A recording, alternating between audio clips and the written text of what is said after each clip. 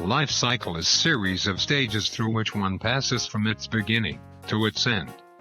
As project has definite beginning and definite end, projects also pass through their own project life cycles. Although projects vary in size and complexity, they can be mapped to the generic project life cycle structure. As we said earlier, every project has starting, and every project has closing. In between, projects go through organizing and preparing, followed by carrying out the project work. Let us look at few characteristics of this generic project life cycle structure. First, let me show you how the cost and staffing level vary across the project life cycle. At the start of the project, you need very few people to initiate the project. While organizing and preparing, you need few more people, and may spend some money. While carrying out the project work, you need even more people, and more money. To close the project, you again need very few people. As you see, the cost and staffing levels are minimal at the start, peak at work execution, and drop rapidly as the project closes.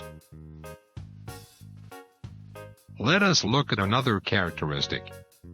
During the life cycle of a project, there may be changes introduced into the project. In your home improvement project, while you are organizing and preparing, you decide to paint the walls. Shortly, you change your mind and decide to go for the wallpaper instead. There is always a cost associated with the change. The cost of this change is minimal, as you have not started painting the walls yet. Assume you introduce this change while the project is in full swing at carrying out the work. You already started painting the walls. And now, you bring the change, that you want the wallpaper instead. Obviously, the cost of change is high. The cost of change, or correcting errors, typically increases substantially as the project approaches the closure. Now, let us look at this life cycle in terms of risks and uncertainties. At the start of the project, you have many risks and uncertainties. While organizing and preparing, you plan to mitigate some of the risks, still have some risks and uncertainties. In carrying out the work, risks and uncertainty level decreases, as you start seeing the work getting accomplished, and deliverables are accepted.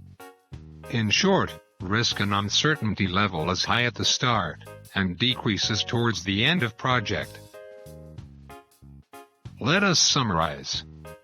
During the project life cycle, you see the typical cost and staffing level trend, cost of change trend, and risk and uncertainty trend. One important thing to note. The generic project life cycle is really a generic.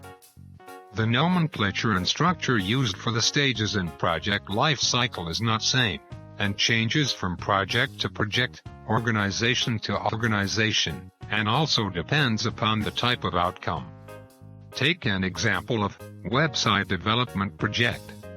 The project life cycle goes from project start, planning, design, coding, testing, delivery, and closure. Construction project life cycle may have project start, planning, design and bid, construction, occupancy, and closure.